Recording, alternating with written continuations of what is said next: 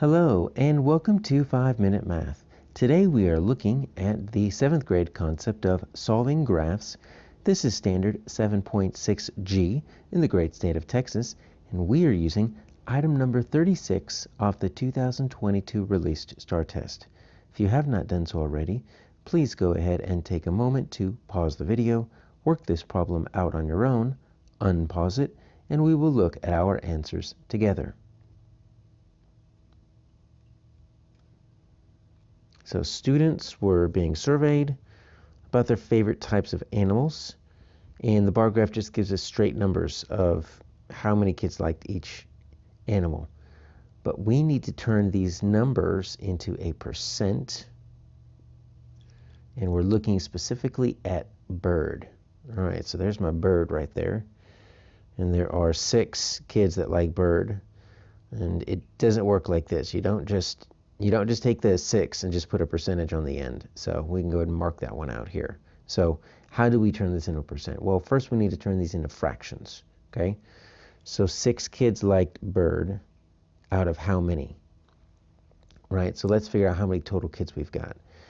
So I've got 2 kids that like fish. Right, I could turn these all into fractions. I've got 4 kids that like lizards. And I've got 10 kids that like dogs. 8 kids that like cats. They're not even going to put it on any of these intermediate lines here because it's way too easy. All right, so let's just add those up. 2, 4, 6, 10, and 8. So that's 10. That's 20. That's another 10. That's 30. Okay.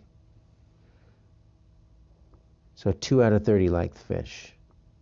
4 out of 30 like lizard. 6 out of 30 like bird.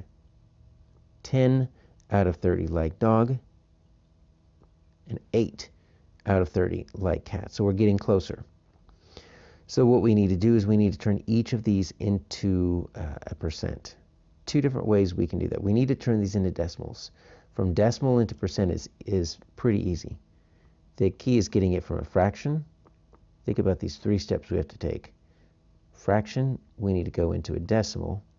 Once we get into a decimal, it's easy. You're just moving the decimal twice to the right to get to the percent. But it's 3 steps here. So we have our fractions. And so let's look at our bird. There's 2 different ways to get that bird 6 out of 30 into a decimal. You can always divide up, right? You could take your 6/30ths, right? And you can always just divide up. Any fraction will work that way. There is a slightly easier way, and I'll show you that in a moment, but when in doubt, you can always just divide up. 6 is divided by 30, let's see, 0 times, right? We're going to bring a decimal here. All right, so it looks like we've got 60. So 30 goes into 60 twice, and there you go. That's going to be an even answer. So that decimal is 0.2. Now let me show you a different way you could have done that. Still get you the same answer.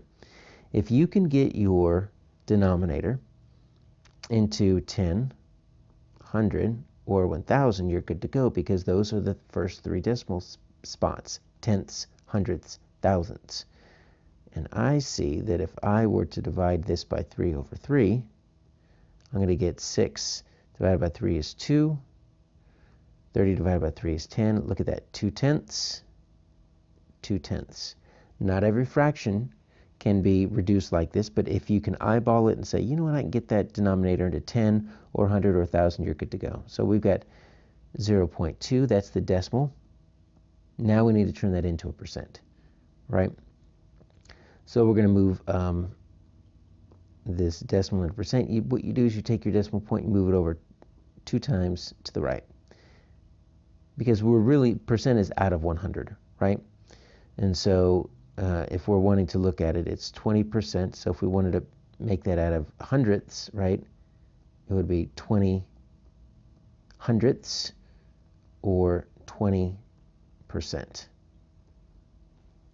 So we've got 20% is the number of students that chose bird. And if we wanted to, right, we could add up, we could do the same thing for all of these, and it would all equal 100%. But our answer here is F.